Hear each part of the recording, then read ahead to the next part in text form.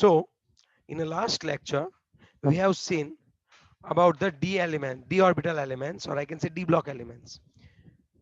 Now we will just focus on inner transition elements, which means f block elements. So as we are knowing that in a f block there are a total 28 elements are there right now, and they are kept just below the periodic table. Yes or no? Yes, Hello. sir. Okay. Now what do you mean by inner transition elements? They are called as the inner transition elements because we have kept our 4f and 5f series just between the transition element. That's why they are known as the inner transition elements. Okay, the outermost electronic configuration will remain like ns2 n minus 1 d 0 to 1. I think now you can understand why it's a 0 to 1, because just before f there is only one d block. Yes or no? D block group. आपको याद आ रहा है कि आपको वो pics दिखानी पड़ेगी? मुझे दिखा देता वो पिक अगर ऐसा है तो.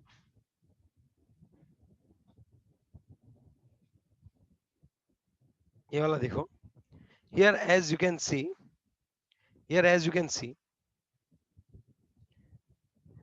there is one D block group. Yes or no? आपको दिख रहा है ये जो 4f और 5f है उसके बीच में जस्ट एक D ग्रुप है, उसी की वजह से. Is it clear from your side? Yes or no? Tell me. Yes, sir. That's why. So please keep this point in your mind. Okay. 4f inner transition metals are known as the lanthanoids. चलो उसको lanthanoids क्यों बोलते हैं बताओ? क्योंकि वो immediately after lanthanum के बाद आते हैं. वो कहां पे आते हैं बताओ?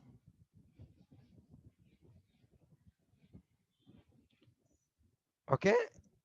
और After that. या सो एक्टिनोइड क्यों बोलते हैं उनको? 5f वाले जो है उनको एक्टिनोइड क्यों बोलते हैं? क्योंकि वो तुरंत ही एक्टिनियम के बाद आते हैं. ओके, आप देख सकते हो सबकी इलेक्ट्रॉनिक कॉन्फ़िगरेशन. यहाँ पे आप देख सकते हो कि पहले में क्या है, lanthanum. Actually lanthanum is D block element, लेकिन उसकी जो प्रॉपर्टी है वो सभी एफ के जैसे मिलती आती है, इसीलिए हम उसको यहाँ पे भी यही पढ़ने वाले हैं. समझ गए बात? कौन सा वाला? लैंथेनम के बारे में. ओके, यस और नो? आ रही है बात समझ में अभी आपको? हाँ या ना? Yes, sir.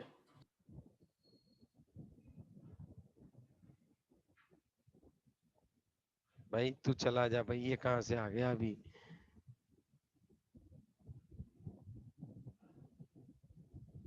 ओके, उसके डिलीट बाद वाला ऑप्शन दबा. Thank you. अभी इसको कहाँ से निकालू? सिलेक्ट वाला कर देता हूँ.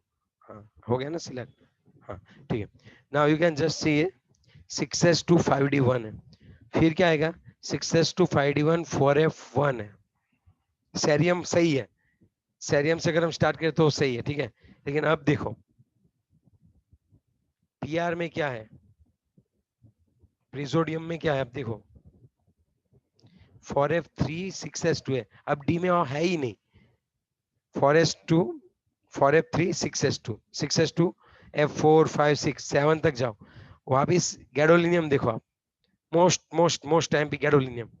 7 हाफ फील्ड हो तो स्टेबिलिटी बढ़ जाती है, तो गैडोलिनियम के आगे वाले का भी इस तरह से हाल है. फिर देखो 8 नहीं है, 9 10 11 12 13 14 14 दो बार. डी सिर्फ और सिर्फ 3 में आया, स्टार्टिंग के पहले वाले में, लास्ट वाले में और बीच वाले में. तीनों में ही 5d1 है, बाकी कहीं पे भी नहीं रखना है. डी में इलेक्ट्रॉन कब रखेंगे? डी में इलेक्ट्रॉन कब रखेंगे? सीलू थोरले.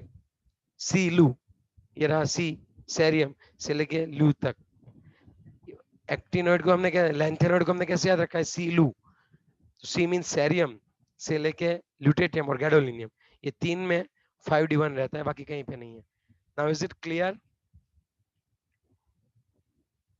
Yes, sir. तो ये थोड़ा आपको याद रखो. ओके, कैसे याद रख सकते हैं? तो मैंने आपको याद रखने के लिए बोला था, ये वाला पॉइंट कैसे याद रखने के लिए बोला था बताओ? यार चल क्यों नहीं रहा ये एनोनेट्स? हाँ अब चला. हाँ अब देखो लाश पर, चलो कोई बताएगा मुझे लास्ट पर शिटा, लास्ट पर नादान, पीएम सामे आयु आयु गोल्ड, यहाँ पे जीडी आता है, गलती है, सामे आयु गोल्ड, तब डाहियो इंजीनियर तुम अब लूटो। ब्लूटो यस, लास्ट पर नादान पीएम सामे आयु गोल्ड, तब डाहियो इंजीनियर तुम अब लूटो। That's all. Okay, is it clear? Is it clear? और कहाँ पे डी में 1 रखना है? तो lanthanum is like a D orbital only, ये तो डी ब्लॉक का ही है, तो डी में तो आएगा ही।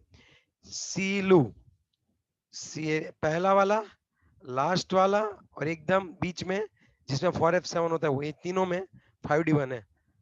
बाकी 4f के अकॉर्डिंग आप भर सकते हो, ठीक है? हाँ या ना बोलो? Yes, sir.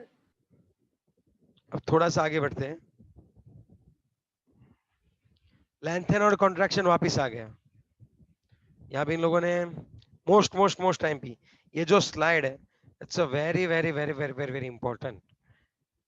बताओ कैसे समझाना पड़ेगा ना अभी अच्छे से इसको। क्या होता है लेंथेन और कॉन्ट्रैक्शन, वो आपको पता है? Yes, sir. Okay okay, what do you mean by lengthen और कॉन्ट्रैक्शन? तो मैं आपको बताना चाहूंगा इस इमेज में। इसमें क्यों सर? मैं समझाता हूँ। सपोज आपका ये 4f है, ये वाला एरिया कौन सा है हमारा? 4f, 1 2 3 4 5। आप थोड़ा सा सोचो कि अब n इज इक्वल टू 6 है, हाँ या ना? 6 ऐसे ही है कि नहीं? 6s complete sir. होगी, 6s कंप्लीट होगी, फिर दाखिल होने वाले इलेक्ट्रॉन कहाँ पे दाखिल होने वाले हैं? 4f में, हाँ या ना? जैसे जैसे आप लोग ऊपर से नीचे की ओर जा रहे हो,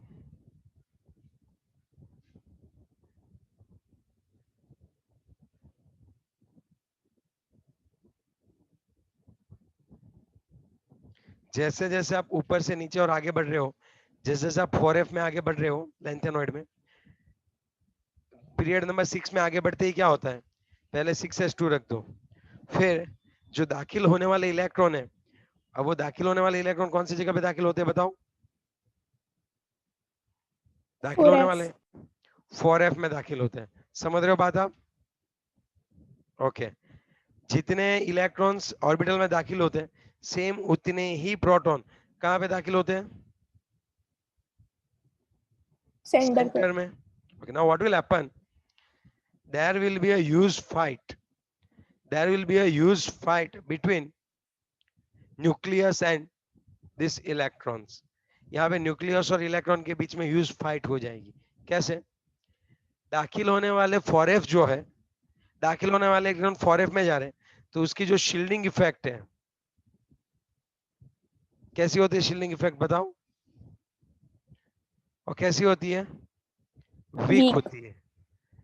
तो उसकी वजह से जो हमारा सेंटर जो है, उसकी वजह से हमारा जो सेंटर है, उसका आउटरमोस्ट इलेक्ट्रॉन के ऊपर Z effective, what will happen? Increase. And that's why what will happen? As we will move from cerium to lutetium, constriction will occur and the size will decrease. And that phenomenon is known as a lanthanoid contraction. तो इससे क्या होगा? तो lengthenoid contraction की वजह से इसकी सीधी effect हमें थर्ड ट्रांजिशन एलिमेंट पे दिखने को मिलती है। थर्ड ट्रांजिशन एलिमेंट की जो साइज है, जितनी बड़ी होनी चाहिए थी, उससे थोड़ी छोटी हो रहती है, और उससे सेकंड ट्रांजिशन के एलिमेंट जो होते हैं और थर्ड ट्रांजिशन के जो एलिमेंट होते हैं, उन बीच के गैप जो होता है वो ऑलमोस्ट कम होता है और वो दोनों सिमिलर रहते हैं। आगे पूरी बात समझ में आया ना? Yes, sir. और कोई डाउट है तो आप पूछ सकते हो मुझे। इसका कॉन्सिक्वेंसेस बोलते हैं कि इससे होता क्या है। चलो पढ़ लिया, लेंथेनॉइड कॉन्ट्रैक्शन समझ में आ गया। ओके, तो उससे इफेक्ट क्या आती है? तो उसकी वजह से जो हमारा ये थर्ड ट्रांजिशन एलिमेंट है और वो सेकंड ट्रांजिशन एलिमेंट है, ऑलमोस्ट उनकी साइज सेम होती है। अदरवाइज क्या होता है, कहना तुम मुझे बताओ, सेकंड से हम लोग थर्ड पे जाते हैं ट्रांजिशन एलिमेंट पे, तो क्या होता होगा, साइज उसी ग्रुप में क्या होना इंक्रीज चाहिए? इंक्रीज होना चाहिए, लेकिन लेंथेनॉइड कॉन्ट्रैक्शन की वजह से सेम रहता है ऑलमोस्ट। That's what. अभी अगर किसी को कोई डाउट है लेंथेनोइड कॉन्ट्रैक्शन में तो मुझे पूछ सकता है, किसी को कोई डाउट है तो प्लीज आस्क।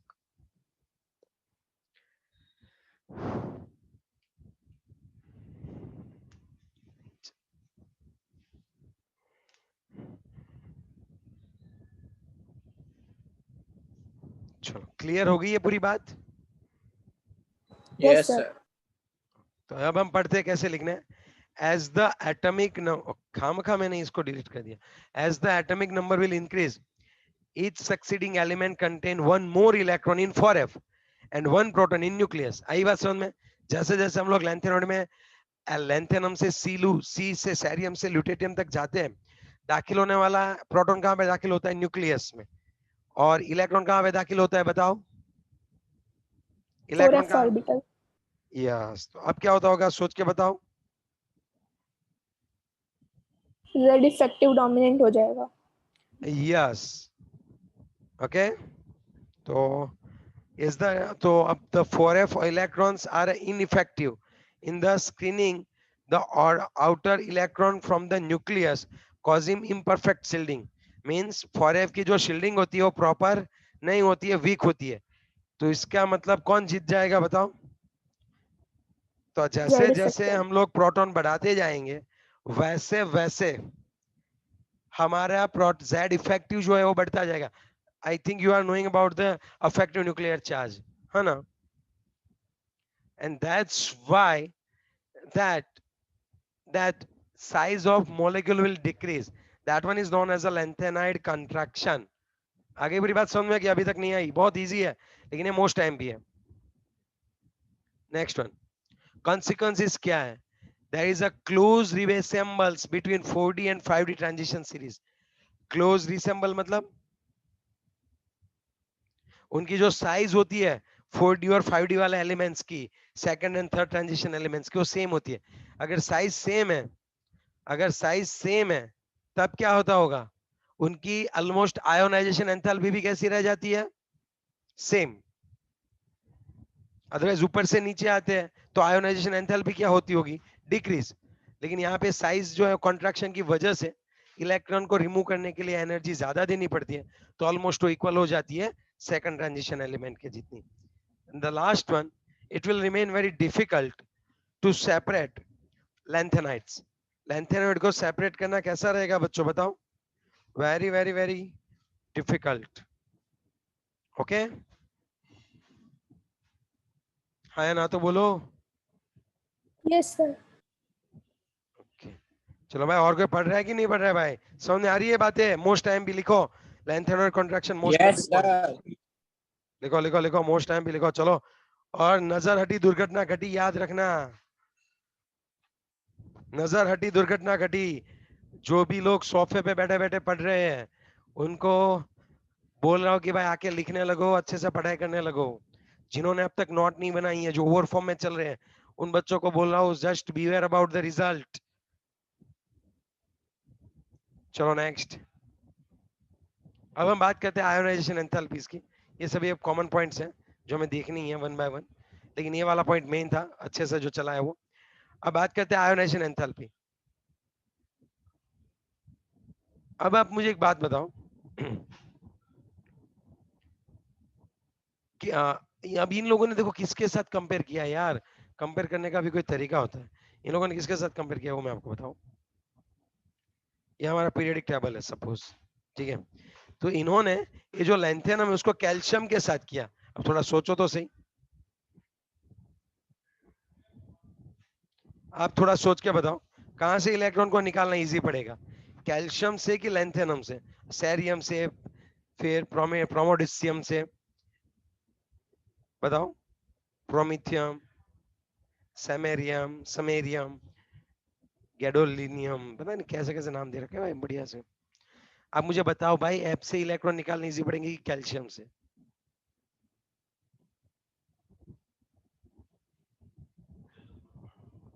लैंथेनम से। क्यों पता है? देख ले, देख भाई इन्होंने क्या लिखा हुआ है। First ionization enthalpy is around 600 kilojoule and the second about 1200 kilojoule, comparable with those of calcium. Calcium के जैसे ही इसकी क्या है, आयोनाइजेशन एंथैल्पी है। पहली 600 किलोजूल पर मोल है और दूसरी जो है 1200 है। दैट मींस अगर ये कैल्शियम के साथ है और इजीली इलेक्ट्रॉन डोनेट कर सकते हैं, तो इसकी कैरेक्टरिस्टिक्स कैसी हुई? इलेक्ट्रोपॉजिटिव। आई बात समझ में? क्या बोलना चाह रहे हैं लोग? है या ना? इसकी जो आयोनाइजेशन एंथैल्पी वो कैल्शियम से मिलती जुलती है, तो इसका मतलब ये होता हुआ, इसका मतलब डायरेक्ट ये हुआ कि आप जो पढ़ रहे हो एफ ब्लॉक के बारे में, तो वो इलेक्ट्रो पॉजिटिव ज्यादा है।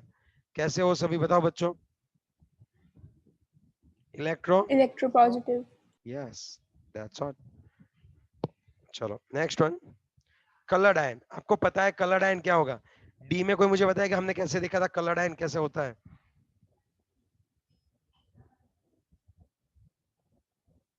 हेलो, फुलफिल हो या जीरो हो तो कलरलेस। यस।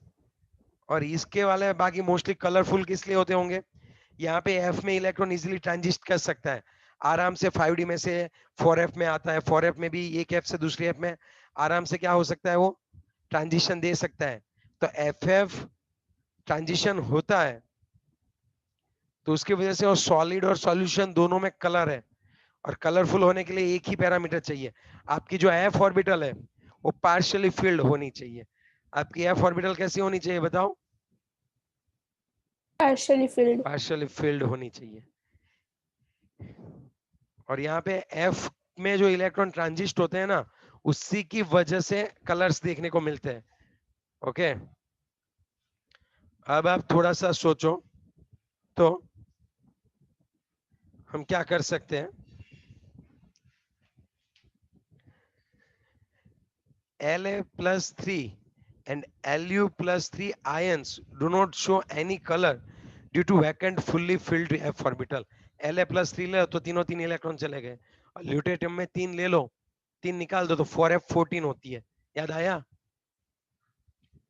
डी में ठेसिया, डी में बता, डी में कौन होता था कलरलेस? मैंने आपको बताया था, डी में बताओ।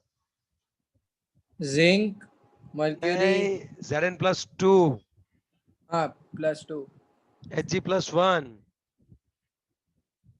Sc+3, Ti+4।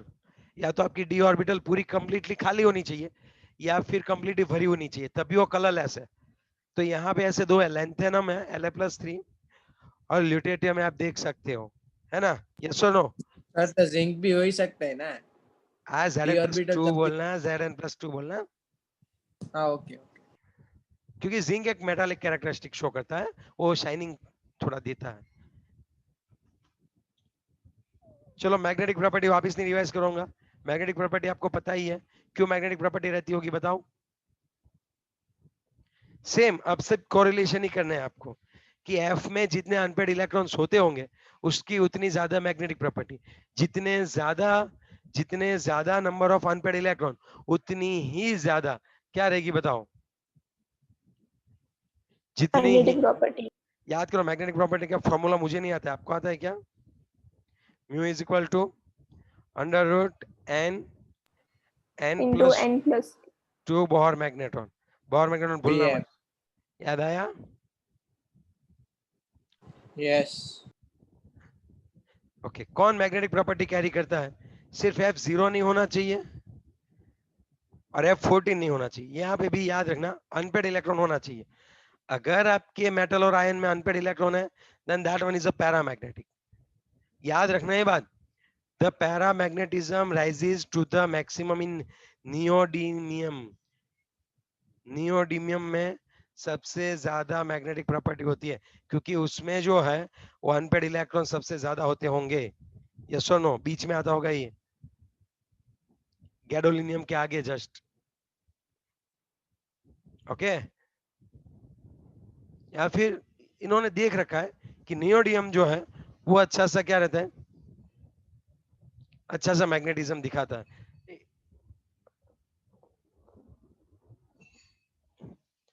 ओके तो फिर ये इसमें ना कैरेक्टरिस्टिक में थोड़ा चेंजेस ज्यादा होते हैं क्योंकि इसके इलेक्ट्रॉन्स जो होते हैं ना खुद मनमानी बहुत करते हैं क्योंकि वो सेंटर के इतने मतलब सेंटर का इतना रूल फॉलो नहीं करती इसलिए।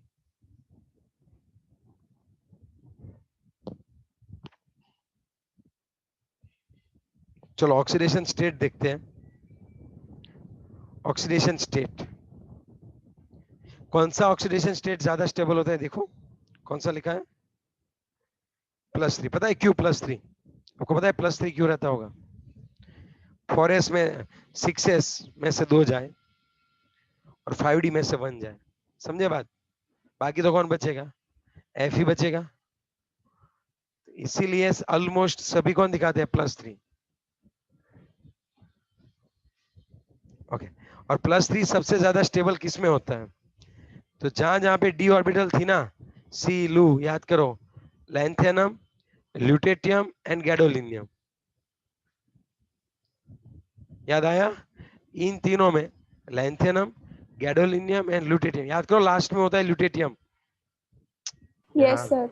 वापिस तुम्हें एक काम करो, इलेक्ट्रॉनिक कॉन्फ़िगरेशन पे ले जाओ तभी तुम्हें पता चलेगा। यहाँ पे देखो, चलो यहाँ पे अच्छे से देखो बच्चों, देखो ये देखो, अगर यहाँ पे हम बात करें तो इसका देखो, अगर ये 3 निकल गया तो क्या बचता है? देखो 4f7। ये GD है भाई, गैडोलिनियम है। 4f7 तो ये ज्यादा स्टेबल हुआ +3 इसका। इसमें से अगर ये 3 चले गए तब क्या होता है बताओ? 4f14 बचता है। तो इसका +3 ज्यादा स्टेबल हुआ, इसका +3 ज्यादा स्टेबल हुआ। अब यहाँ पे देखो, इसको ज़ैनोन की तरह बनना है, कितने निकालने पड़ेंगे? 3। अगर सैरियम को ज़ैनोन की तरह बनना है, ज़ैनोन को सॉरी सॉरी सॉरी सॉरी, सैरियम को ज़ैनोन की तरह बनना है, बताओ? +4 4 निकालने पड़ेंगे। थोड़ा यहाँ पे आओ, अगर ये एट्रिबियम आपको दिख रहा है YB, उसमें आप सोचो कब स्टेबल ज्यादा हो सकता है, कितने इलेक्ट्रॉन गवाएगा? +2 एट्रिबियम की +2 ज्यादा स्टेबल। आ रही है बात समझ में आपको? Yes sir. यहाँ पे आप देखो सब +3 तो दिखाते ही है, तो कोई टेंशन नहीं। तो इतना आपने याद रखा, इसकी +4 जो है वो कुछ ज्यादा कैसी रहती है? स्टेबल रहती है। आई बात समझ में? इसकी भी +4 ज्यादा स्टेबल रहती होगी TB की। सोच के बताना ऐसा क्यों बोला मैंने। बिकॉज प्लस 4 निकाल देंगे तो 4f7 रहेगा and half full is That's what, very good। अगर मैंने यहाँ से 4 इलेक्ट्रॉन निकाल दिए तब मुझे पता है, अगर मैंने यहाँ से 4 इलेक्ट्रॉन निकाल दिए तो मुझे पता है 6s2 4f7 होगा। यस और नो? चलो तब Yes, इसके sir. तो सुन, तो यूरोपियम की कौन सी ज्यादा स्टेबल होती है ऑक्सीडेशन स्टेट? सोच के बताना। +2 आगे बुरी बात समझ में? चल मेरे पास 2 चीज है, अब अच्छा सा थोड़ा जे नीट के रिलेटेड थोड़ा सिखा रहा हूँ, थोड़ा सोचना। अगर मेरे पास EU+3 है तो ऑक्सीडाइजिंग एजेंट की तरह एक्ट करेगा कि रिड्यूसिंग एजेंट की तरह? बताओ। EU+3 है, ऑक्सीडाइजिंग एजेंट, क्यों क्यों क्यों क्यों? क्योंकि उसका वो खुद का +2 रिडक्शन करना है क्यों रिडक्शन क्यों करना है? कि +2 उसका ज्यादा +2 स्टेट ज्यादा स्टेबल है। That's what, very good। खुद का रिडक्शन होगा तो ऑक्सीडाइजिंग एजेंट है। अब मेरे पास TB+3 है, मेरे पास TB+3 है। अब आप मुझे थोड़ा सोच के बताना, मेरे पास TB+3 है, क्या होता होगा बताओ? रिडक्टेंट, रिड्यूसिंग एजेंट, क्यों? उसको खुद का खुद का ऑक्सीडेशन हो रहा ऑक्सीडेशन है, कराना है। +4 स्टेट ज्यादा स्टेबल है। चलो YB, सपोज YB+3 है, YB+3 है, कैसा अच्छा होगा बताओ? YB+3 कैसे एक्ट ऑक्सीडाइजिंग करेगा? एजेंट, क्यों? खुद का। उसका खुद का रिडक्शन होना चाहिए, That's +2 स्टेट what, उसका ज्यादा जाए। yes, very good, very good। तो ये सब चीजें आपको पता होनी चाहिए। शेटा, शेटा, हाँ बात ये बनती है, ऐसी ऑक्सीडेशन स्टेट ज्यादा स्टेबल होती है जिसमें या तो वो ज़ैनोन की तरह हो, F0 हो, F7 हो या फिर F14 हो। तो आई बात समझ में तुझे? हर कोई ये तीनों यस अचीव करने की ट्राई करता है, तो इसके हिसाब से ये सब आंसरिंग दे रहे हैं। तो क्या तुझे थोड़ा बहुत पता चल रहा है क्या बात हो रही है यहाँ पे? चल रहा है sir. Okay, good good good. नहीं नहीं समझ में आ रही है बात तो आप पूछ सकते हो तुरंत, टेंशन नहीं। Yes sir. Okay yes. Okay. ये सब मैंने इसलिए सिखाया कि ये समझने वाली बातें होती है, ठीक है। अब देखो आप, ये सभी वही भाषण दिया उन्होंने। +3 सबका स्टेबल होता है। लैंथेनम जीडी एलयू के लिए तो +3 भगवान की तरह है। लेकिन जब सीरियम, सेरियम और टीबी की बात करें तो C+4 में 4F 0 होता है और TB+4 में 4F कितना होता है? 7। आई बात समझ में आपको? Occasionally +2 and +4 ions in a solution or in solid compounds are so obtained. कई बार +2 और +4 मिलते हैं। ये इसलिए मिलते होंगे कि वहां पे F जो है वो तो हाफ फिल्ड होगी या तो फिर पूरी भरी पड़ी हुई होगी। यस और no? Yes, sir. This irregularity arises mainly from the extra stability of empty, half filled and filled. Empty means F0, half filled means F7 and filled means F14. तो उसकी वजह से ये अनसर्टेनिटी आपको मिलती है, लेकिन हमें थोड़ा बहुत इसके बारे में ऑलरेडी पता है। So now is it clear? Yes, sir. ये सब चीज Yes, पता है। sir. अब सुनो, अब ऑक्सीडेशन स्टेट पता कब चलेगा पूरे का पूरा अच्छे से? जब आपको इलेक्ट्रॉनिक कॉन्फ़िगरेशन याद हो तो। Otherwise it's very difficult to have this. Okay,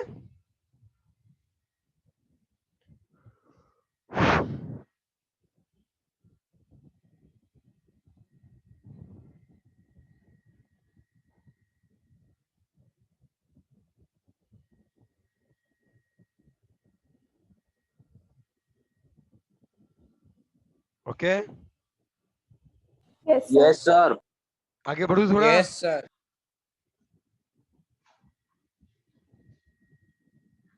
yes बड़ा। चलो अब हम बात करते हैं, ये सब वही है सेम। देखो, Sm+2 Eu+2 and Yb+2 ions are in a solution are a good reducing agent. खुद का ऑक्सीडेशन होगा +3 में, समझे बात? But an aqueous solution of C+4 is a good oxidising agent. समझे बात? C+4 क्या होता है? Good oxidising agent. क्यों? खुद का क्या होगा? अच्छे से रिडक्शन होगा। देखते हैं। The most stable oxidation state of lanthanide is +3. Hence, the ions +2 oxidation states tend to change +3 states by lose of electrons, acting as a reducing agent.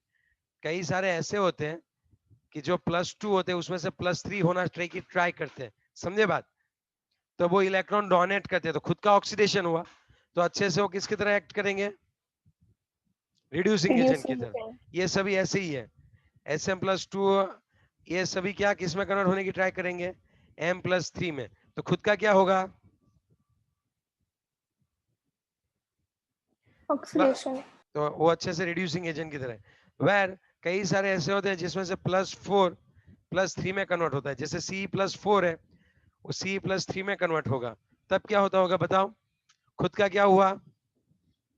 Reduction. किसकी तरह एक्ट करेगा? Oxidizing agent. That's what. चलो property की बात करें तो silvery white soft metal tarnish in air rapidly. पता है टर्निश का मतलब क्या होता है? Hello, do you have idea about the tarnish in air rapidly? No. Okay, देख लेते हैं एग्जैक्टली।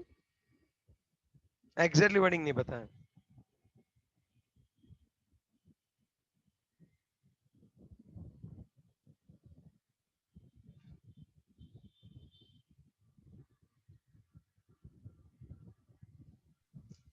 ओके, मोबाइल में सर्च कर लेते हैं।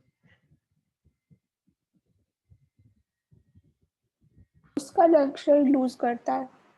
सर टू मेक और to become something bright and shine.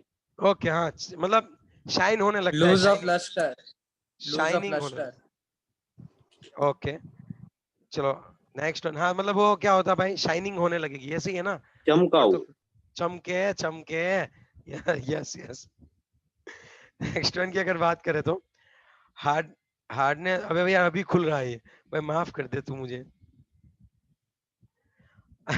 hardness increases with increasing in atomic number. Samarium being still hard. ओ भाई साहब, samarium जो है वो सबसे ज्यादा स्टील हार्ड है. याद करो मैग्नेटिक प्रॉपर्टी सबसे ज्यादा किसकी थी? સર हाँ સર ટાર્નિશ મીન્સ ચમકે એવું કઈ નહીં, तो ઉલટાનો કલર જાય. एक बार देखते हैं हम लोग. एक बार ટાર્નિશ देख. Means Who loses losing of luster. loses. हाँ तो जो शाइनिंग होती है वो चली जाती है, ऐसा ना?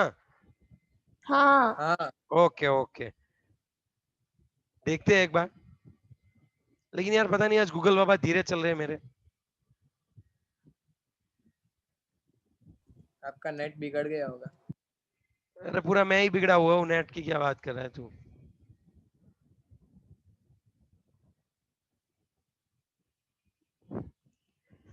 चल भाई शुरू हो जा, आज क्यों इतनी देर लगा रहा है?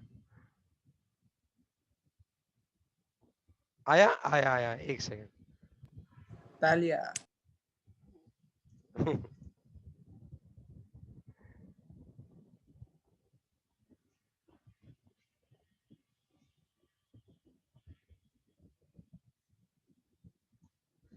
सर्च भी नहीं हो रहा है यार.